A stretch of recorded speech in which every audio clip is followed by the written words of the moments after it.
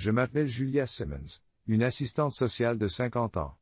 Je suis sur le point de partager mon témoignage d'expérience de mort imminente de ce qui s'est passé lorsque Jésus m'a montré 6 événements choquants qui se produiront cette année en 2025. Dites-moi d'où vous écoutez. N'hésitez pas à commenter ce que vous avez pensé de ce témoignage d'expérience de mort imminente. Je m'appelle Julia Simmons, une assistante sociale de 50 ans. J'ai vécu une expérience de mort imminente et je vais partager ce qui s'est passé lorsque Jésus m'a montré 6 événements choquants qui se produiront cette année en 2025. Dites-moi d'où vous écoutez. J'aimerais me sentir plus proche, même si nous sommes physiquement éloignés. N'oubliez pas non plus d'aimer et de commenter ce que vous avez pensé de ce témoignage d'expérience de mort imminente. Ayons une discussion loyale et ouverte afin que nous puissions apprendre les uns des autres sur cette chaîne. Bonne écoute.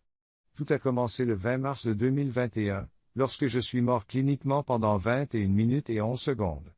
Tout a commencé lorsque je me suis effondré un matin au travail. Mon cœur a lâché, résultat d'années de stress et de problèmes de santé sous-jacents que j'avais ignorés.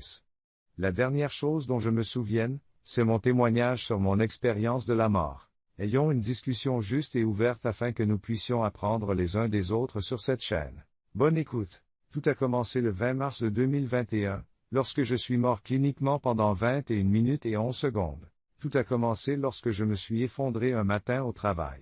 Mon cœur a lâché, conséquence d'années de stress et de problèmes de santé sous-jacents que j'avais ignorés. La dernière chose dont je me souvienne, c'est que mes collègues ont appelé frénétiquement le 911. Puis tout est devenu noir. L'instant d'après, je me trouvais à l'extérieur de mon corps, regardant l'équipe médicale qui essayait de me réanimer. Je n'étais plus connecté au monde que je connaissais. Une paix écrasante m'a envahi lorsque j'ai réalisé que je n'étais plus en vie. Alors que je flottais dans cet espace liminal, j'ai été envahi par la sensation d'être complètement entouré d'amour. Puis je l'ai senti. C'était Jésus. Il est apparu devant moi d'une manière que les mots ne peuvent décrire. Sa présence rayonnait d'une lumière pure, une lumière qui n'était pas aveuglante mais invitante, comme une étreinte chaleureuse par une journée froide. Ses yeux étaient pleins de compassion et de connaissance lorsqu'il rencontrait les miens. C'était comme s'il pouvait voir chaque partie de moi, chaque blessure, chaque regret et chaque joie que j'avais connue. Pourtant, bien qu'il sache tout cela, il m'a regardé. J'ai vu Jésus. Sa présence était indéniable. La lumière qu'il dégageait n'était pas aveuglante, mais invitante. Ses yeux étaient empreints de compassion et de connaissance. Il a vu toutes les blessures, tous les regrets et toutes les joies que j'avais vécues. Pourtant, bien que sachant tout cela, il me regardait avec un amour si pur qu'il me brisait. « Julia, tu n'as pas encore fini. J'ai quelque chose à te montrer, a-t-il dit. Je suis resté bouche bée. Je n'avais jamais entendu sa voix comme ça. Si personnelle. Si directe. Mais avant que j'aie pu assimiler pleinement ce qu'il avait dit, tout a changé autour de moi. L'atmosphère paisible et sereine a changé. L'environnement autour de nous s'est transformé en ce que je ne peux décrire que comme un amphithéâtre où j'ai vu un amour si pur qu'il m'a brisé. Tu n'as pas encore fini, a-t-il dit. J'ai quelque chose à te montrer. Je suis resté bouche bée.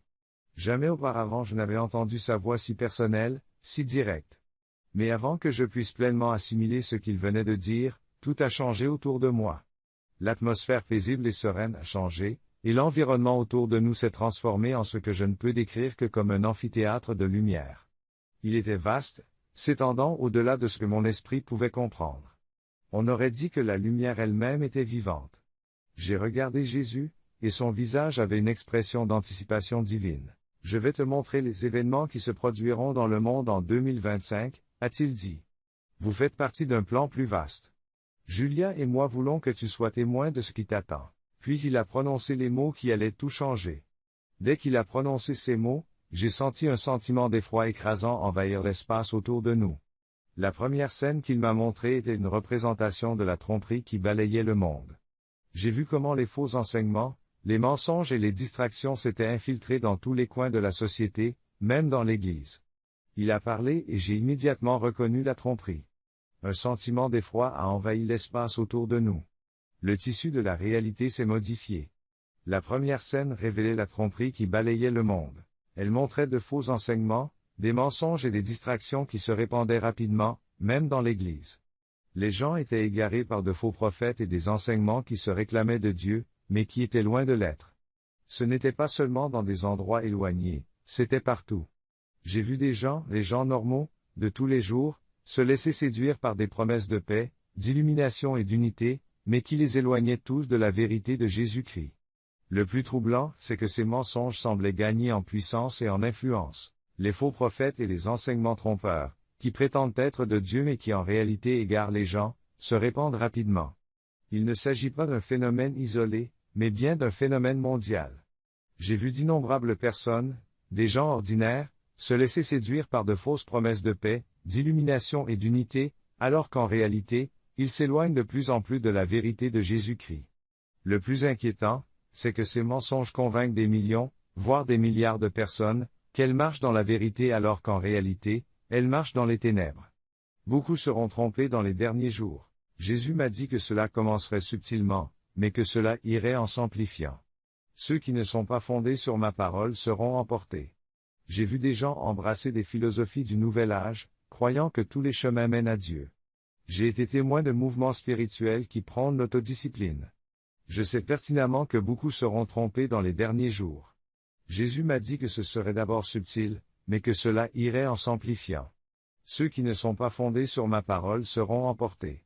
J'ai vu des gens embrasser des philosophies du nouvel âge, croyant que tous les chemins mènent à Dieu. J'ai été témoin de mouvements spirituels qui promouvaient l'illumination personnelle et l'humanisme au détriment des vérités divines révélées dans les Écritures. C'était comme si un grand nuage de confusion s'était abattu sur le monde, et plus les gens cherchaient des réponses, plus ils étaient égarés. Mais alors que je pensais que la scène allait me consumer de désespoir, Jésus a dit, « Veillez ». En un instant, l'atmosphère a changé à nouveau, et ce qui est apparu devant moi était une scène de lumière si brillante que les ténèbres qui l'entouraient semblaient insignifiantes. C'était comme si le tissu même de l'existence était illuminé. J'ai vu un grand nuage de confusion sur le monde, et plus les gens cherchaient des réponses, plus ils étaient égarés. Mais alors que je pensais que la scène allait me consumer de désespoir, Jésus a dit, « Veillez ». L'atmosphère a changé, et ce qui est apparu devant moi était une scène de lumière si brillante que les ténèbres qui l'entouraient semblaient insignifiantes. C'était comme si le tissu même de l'existence était illuminé. De l'intérieur, et à partir de cette lumière, j'ai vu des individus commencer à s'élever. En regardant cette vague de lumière balayer la terre, j'ai compris que la tromperie n'allait pas avoir le dernier mot. Il y avait un reste, ceux qui avaient tenu fermement à la vérité de Jésus-Christ. Ils étaient sur le point d'expérimenter un déversement de son esprit comme le monde n'en avait jamais vu auparavant. C'était le grand réveil, là où les ténèbres s'accroissent. Ma lumière brille encore plus fort. Jésus a dit que la première scène du réveil qu'il m'a montrée était dans un haut que j'ai vu un jeune ingénieur en logiciel dans un bureau de technologie dans la Silicon Valley. Il était assis à son bureau, entouré d'écrans et de codes complexes. Il était plongé dans ses pensées quand soudain il s'est arrêté, ses doigts planant sur le clavier. Des larmes ont commencé à couler sur son visage. Il ne pouvait pas l'expliquer, mais il savait que ce qu'il avait fait était une erreur. J'ai vu un jeune ingénieur en informatique dans un bureau de la Silicon Valley. Il était assis à son bureau, entouré d'écrans et de codes complexes. Il était plongé dans ses pensées quand soudain il s'est arrêté, ses doigts planant sur le clavier. Des larmes ont commencé à couler sur son visage. Il ne pouvait pas l'expliquer, mais il savait que ce sur quoi il avait travaillé, une intelligence artificielle qui cherchait à remplacer la spiritualité humaine, était faux. Là, dans son bureau, il s'est agenouillé et a commencé à louer Jésus.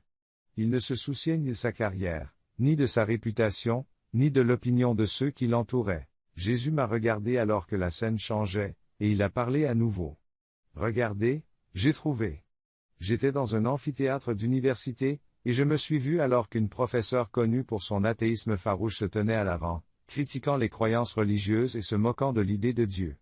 Soudain, elle s'est arrêtée au milieu de sa phrase. Ses mains se sont mises à trembler et ses yeux se sont écarquillés sous le choc. La professeure s'est agrippée à l'estrade, puis elle a dit quelque chose que je n'aurais jamais pu imaginer. J'avais tort. Elle a dit, la voix tremblante.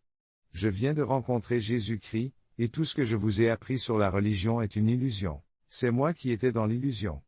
Je ne pouvais pas croire ce dont j'étais témoin.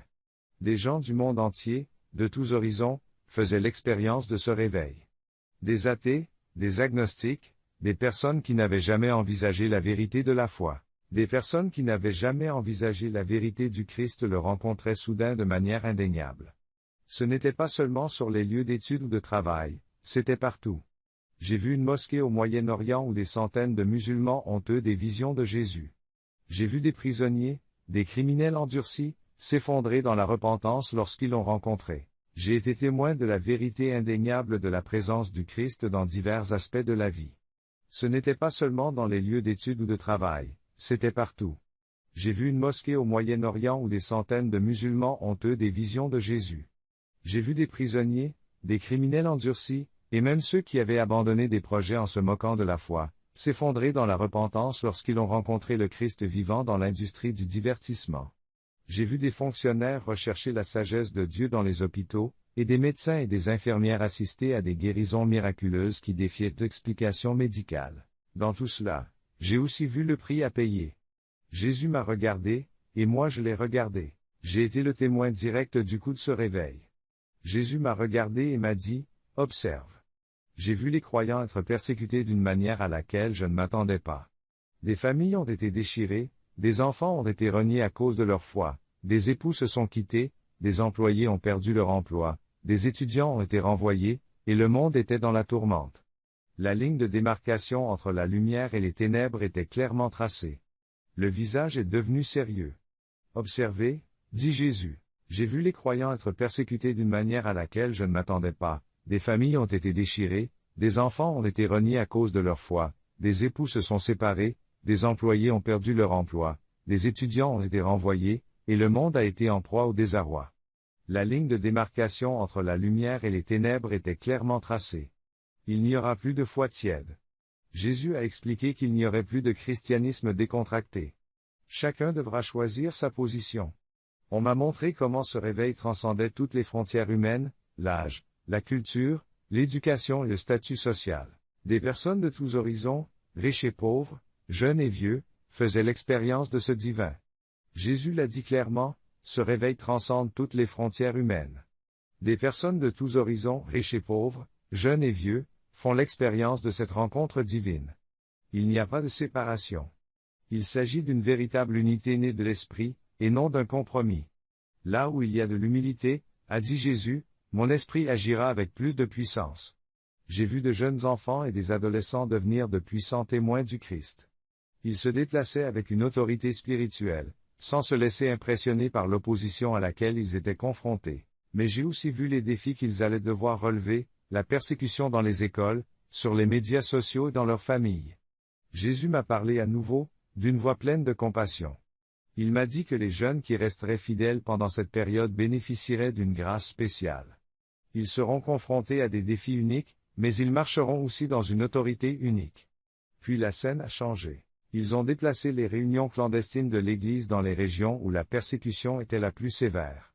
Malgré le danger, les visages de ces croyants étaient remplis de joie, une joie surnaturelle. Je me suis rendu compte qu'ils avaient découvert quelque chose de bien plus grand que le confort. Ils avaient trouvé la présence de Jésus, et cette présence était plus satisfaisante que n'importe quelle sécurité terrestre. La persécution purifie mon Église. Jésus a dit que ce que l'ennemi veut faire du mal, je l'utilise pour une plus grande gloire. Ensuite, j'ai vu quelque chose d'extraordinaire, comment ce réveil affecterait tous les aspects de la société. Dans le monde des affaires, des entrepreneurs chrétiens ont commencé à créer des plateformes qui alimentaient une communauté authentique dans le monde de la technologie. Les nouveaux croyants en programmation ont créé des outils qui rassemblaient les gens dans la foi. Les artistes et les musiciens ont commencé à produire des œuvres qui portaient la présence de Dieu, et l'industrie du divertissement a commencé à changer. Même dans le domaine de l'éducation, des jeunes ont lancé des mouvements de prière qui se sont rapidement répandus. Les enseignants ont commencé à partager leur foi avec audace, sans se soucier d'eux. Dans le domaine de la programmation, les croyants ont créé des outils qui ont rassemblé les gens dans la foi. Les artistes et les musiciens ont commencé à produire des œuvres qui portaient la présence de Dieu, et l'industrie du divertissement a commencé à changer. Même dans le domaine de l'éducation, des jeunes ont lancé des mouvements de prière qui se sont rapidement répandus. Les enseignants ont commencé à partager leur foi avec audace, sans se soucier des restrictions. Il était clair que ce réveil n'allait pas ressembler à ce que nous attendions. Il ne s'agissait pas de construire de plus grandes églises ou de créer des célébrités chrétiennes. Il allait être marqué par l'humilité, la rupture et le surnaturel. La véritable unité, a expliqué Jésus, n'est pas la contrefaçon de l'unité proposée par les trompeurs. Restriction, Il était clair que ce réveil ne ressemblerait pas à ce que nous attendions. Il ne s'agissait pas de construire de plus grandes églises ou de créer des célébrités chrétiennes. Il allait être marqué par l'humilité, la rupture et le surnaturel. La véritable unité des croyants n'est pas la contrefaçon de l'unité proposée par les trompeurs. C'est l'unité de mon esprit, née de la vérité. Mais comme pour toute chose, il y avait encore quelque chose à venir. Jésus a alors révélé le troisième événement qui suivrait le grand ébranlement. L'atmosphère autour de moi est devenue lourde. Je sentais le sol trembler sous mes pieds, non pas d'un tremblement de terre, mais d'un malaise spirituel, d'une secousse qui allait ébranler. Le monde était sur le point de subir un changement fondamental de ses valeurs, de ses priorités et de sa confiance dans les systèmes. Les nations commençaient à s'effondrer en raison de l'instabilité politique, des crises financières et des catastrophes naturelles. Il ne s'agissait pas seulement d'une secousse extérieure, mais aussi d'une secousse spirituelle. J'ai vu les fondations du monde être ébranlées d'une manière que personne ne pouvait anticiper. J'ai vu les fondations du monde s'effondrer. Les nations s'effondraient en raison de l'instabilité politique, des crises financières et des catastrophes naturelles. Il ne s'agissait pas seulement de chocs extérieurs, mais aussi de chocs spirituels. Les valeurs, les priorités et la confiance du monde dans ces systèmes étaient sur le point d'être mises à l'épreuve. J'ai vu des gouvernements du monde entier prendre des décisions qui allaient avoir un impact sur des millions de personnes. Ces décisions semblaient promettre la paix, mais elles n'aboutiraient qu'à un chaos encore plus grand. Les riches s'enrichissaient, tandis que les pauvres s'appauvissaient. Le fossé entre les deux se creuse à une vitesse alarmante. La fausse paix promise par les dirigeants du monde n'était que temporaire. J'ai vu des gouvernements du monde entier prendre des décisions qui allaient avoir un impact sur des millions de personnes. Ces décisions semblaient promettre la paix, mais elles ne conduisaient qu'à un chaos encore plus grand. Les riches s'enrichissaient et les pauvres s'appauvissaient. Le fossé entre les deux s'est creusé à une vitesse alarmante. La fausse paix promise par les dirigeants du monde n'était que temporaire. Au fond, tout le monde le savait. Puis les secousses sont devenues plus personnelles. J'ai vu des familles déchirées par des divisions sur les valeurs, les croyances et l'incompréhension de la vérité. Des gens qui étaient autrefois unis au sein de leur communauté se sont retrouvés en opposition, non seulement les uns contre les autres, mais aussi contre les institutions mêmes auxquelles ils avaient autrefois fait confiance. L'ébranlement ne s'est pas limité à ceux qui ne connaissaient pas le Christ. Même les croyants étaient pris dans la secousse. Jésus m'a parlé pendant cette vision, me disant que le monde est sur le point de connaître un ébranlement spirituel qui mettra le cœur de chacun à l'épreuve. Ceux qui ont bâti leur vie sur autre chose que moi se trouveront déstabilisés. J'ai senti la tension dans l'air et je l'ai vu dans le cœur de ceux qui m'entouraient. Beaucoup cherchaient désespérément des réponses, s'accrochant à tout ce qui pouvait leur apporter la stabilité. Pourtant, plus ils s'accrochaient, plus ils perdaient leur stabilité. J'ai vu des familles se disputer, des églises se fragmenter et des gens remettre en question les fondements mêmes de leurs croyances. Il y aura une grande tromperie pendant cette période. Jésus poursuit, beaucoup seront égarés par des promesses de sécurité et de réconfort, mais elles sont fausses. Seuls ceux qui cherchent la vérité en moi tiendront bon. J'ai vu les gens essayer de comprendre le chaos, certains se tournant vers de fausses idéologies, d'autres s'appuyant sur. Je suis convaincu qu'il y aura une grande tromperie pendant cette période. Jésus a dit que beaucoup seront égarés par des promesses de sécurité et de confort, mais elles sont fausses. Seuls ceux qui recherchent la vérité en moi tiendront bon. J'ai vu les gens essayer de donner un sens au chaos. Certains se sont tournés vers de fausses idéologies, tandis que d'autres se sont appuyés sur leur propre compréhension du monde.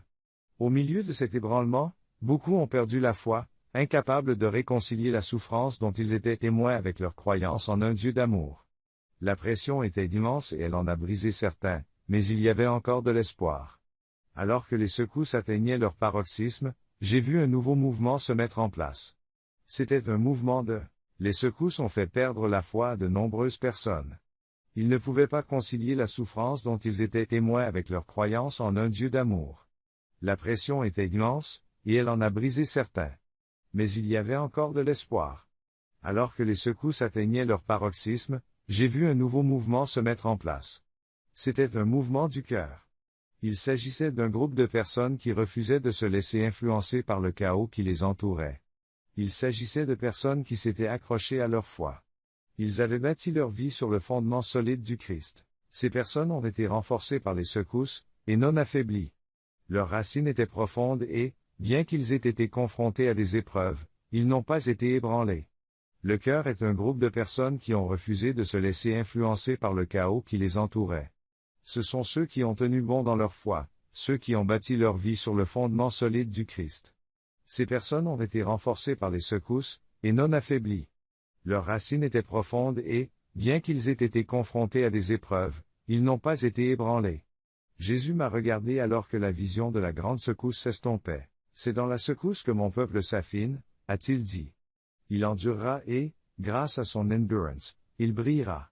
Puis le quatrième événement, il m'a montré ce qui se passera en 2025, la grande moisson. J'ai été emmené dans un vaste champ qui s'étendait à perte de vue. Le champ était rempli de grains d'or, mûrs pour la récolte. La vision de la grande secousse s'est estompée, et il a déclaré que c'est dans la secousse que mon peuple est raffiné. Il endurera et, grâce à son endurance, il brillera. Le quatrième événement qu'il m'a montré et qui se produira en 2025 est la grande moisson. J'ai été emmené dans un vaste champ qui s'étendait à perte de vue. Le champ était rempli de céréales dorées, mûres pour la récolte. C'était une scène d'une beauté incroyable, mais il y avait un sentiment d'urgence dans l'air. Jésus se tenait à mes côtés, ses yeux remplis de nostalgie regardaient le champ devant nous. La moisson est prête, a-t-il dit, mais les ouvriers sont peu nombreux. Mais les ouvriers sont peu nombreux. Pendant qu'il parlait, j'ai vu des gens de tous les horizons, de toutes les cultures, de tous les milieux et toutes les nations se rassembler pour récolter la moisson. La scène était impressionnante. Jésus se tenait à mes côtés, ses yeux débordant d'anticipation tandis qu'il contemplait le champ devant nous. La moisson est prête, a-t-il déclaré, mais les ouvriers sont peu nombreux. Mais les ouvriers sont peu nombreux. J'ai vu des personnes d'origine, de cultures et de nations diverses se rassembler pour récolter la moisson. Il ne s'agissait pas de puissants, ni de gens influents. C'étaient les gens ordinaires, les humbles, ceux qui lui étaient restés fidèles malgré les épreuves. C'étaient les ouvriers qui récolteraient la moisson. La moisson ne consistait pas seulement à sauver des âmes, même si c'était un élément clé. Il s'agissait d'un mouvement mondial de réveil spirituel. Ce réveil se répandrait à travers les nations, même dans les coins les plus reculés de la terre. J'ai vu des missionnaires se rendre dans des pays où le christianisme était interdit, prêcher l'évangile à des gens qui n'avaient jamais entendu parler de Jésus, et j'ai vu ces gens répondre avec une joie incroyable, comme s'ils avaient attendu ce moment toute leur vie. C'est la grande moisson. La grande moisson arrive. Jésus a dit qu'il y aurait un temps de réveil avant la fin, un temps où des millions, voire des milliards, connaîtraient la vérité de mon amour. Mais cette moisson ne se fera pas sans difficulté. J'ai vu des églises se lever pour mener la charge, mais j'ai aussi vu la persécution venir de tous les côtés. Les gouvernements allaient restreindre la liberté religieuse, et ceux qui... La moisson, Jésus a dit qu'il y aurait un temps de réveil avant la fin, un temps où des millions, voire des milliards, connaîtraient la vérité de mon amour. Mais cette moisson ne se fera pas sans difficulté. J'ai vu des églises se lever pour mener la charge, mais j'ai aussi vu la persécution venir de tous les côtés. Les gouvernements allaient restreindre la liberté religieuse et ceux qui prêchaient l'Évangile risquaient l'arrestation, l'emprisonnement et même la mort. Mais malgré l'opposition, l'Évangile se répandait comme une traînée de poudre. C'était un mouvement qui ne pouvait pas être contenu. La grande moisson sera une période de grande joie, a dit Jésus, mais ce sera aussi une période de grand CA. Ceux qui seront fidèles devront endurer, mais ils seront récompensés en un instant. Il m'a amené au cinquième événement, le grand criblage dans ce royaume. J'ai vu une séparation massive se produire, comme si le blé et l'ivraie étaient séparés par le feu. C'est un processus qui a commencé avec le grand tremblement et qui s'est poursuivi avec la grande moisson. Lorsque les gens ont répondu à l'Évangile, ils ont été confrontés à un choix, rester fermes ou tomber. Le criblage était un temps d'épreuve, un temps où les vrais disciples du Christ seraient révélés. J'ai vu une séparation massive se produire, comme si le blé et l'ivraie étaient séparés par le feu. Cela a commencé par la grande secousse et s'est poursuivi par la grande moisson. Lorsque les gens ont répondu à l'Évangile, ils ont été confrontés à un choix, rester fermes ou tomber. J'ai vu des personnes qui avaient autrefois fait partie de l'Église, qui avaient autrefois professé la foi en Christ, tomber. Ils ont été emportés par les vents de la tromperie, leur cœur s'est endurci sous la pression du monde. Certains se sont tournés vers de fausses idéologies, d'autres vers des comportements autodestructeurs. Le criblage était un temps d'épreuve, un temps où les vrais disciples du Christ seraient révélés. J'ai vu des personnes qui avaient autrefois fait partie de l'Église, qui avaient autrefois professé leur foi en Christ, tomber. Ils ont été emportés par les vents de la tromperie, leur cœur s'est endurci sous la pression du monde. Certains se sont tournés vers de fausses idéologies, d'autres vers le culte de soi, et d'autres encore vers le désespoir. Le processus de triage n'était pas facile, mais il était nécessaire. Tous ceux qui invoquent mon nom n'entreront pas dans le royaume. Jésus a dit que le criblage révélerait ceux qui m'ont vraiment suivi, ceux qui sont restés fidèles jusqu'à la fin. Mais il y avait aussi une grande joie dans le criblage. J'ai vu ceux qui étaient restés fidèles s'affiner dans le feu, leur cœur se purifier, leur foi se fortifier. C'était comme si les épreuves les avaient rendus encore plus beaux. L'adoration et le désespoir sont les deux faces d'une même pièce. Le processus de tamisage a été difficile, mais essentiel. Tous ceux qui invoquent mon nom n'entreront pas dans le royaume. Jésus dit que le criblage révélera ceux qui m'ont vraiment suivi, ceux qui sont restés fidèles jusqu'à la fin. Mais le criblage apporte aussi une grande joie.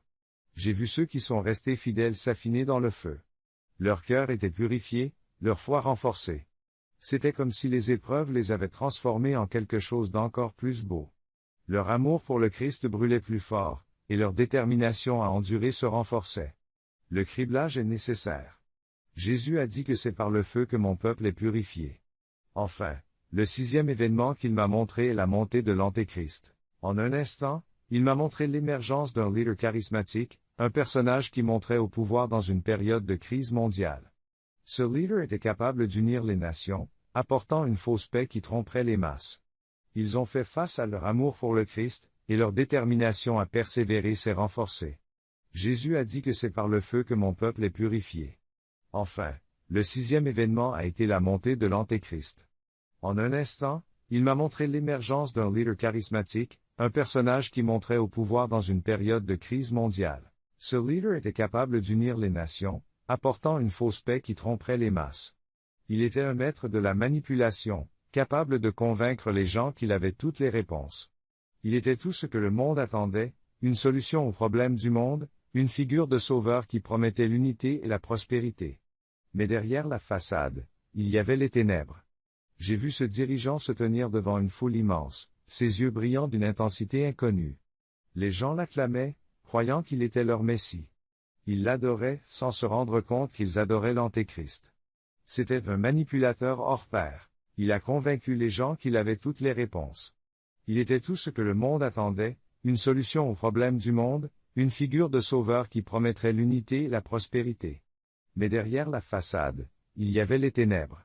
J'ai vu ce dirigeant debout devant une foule immense. Ses yeux brillaient d'une intensité inconnue. Les gens l'acclamaient, croyant qu'il était leur Messie. Ils l'ont adoré, sans se rendre compte qu'ils adoraient l'Antéchrist. Jésus m'a regardé pendant que je regardais cette scène se dérouler. Beaucoup le suivront, dit-il. Mais vous, mon peuple, ne devez pas être trompés. C'est une contrefaçon. Il apportera la destruction, et non le salut. J'ai vu des gens autrefois fidèles se tourner vers ce leader, croyant qu'il avait les réponses. Mais ceux qui sont restés fidèles au Christ connaissaient la vérité. Ils ont reconnu la tromperie.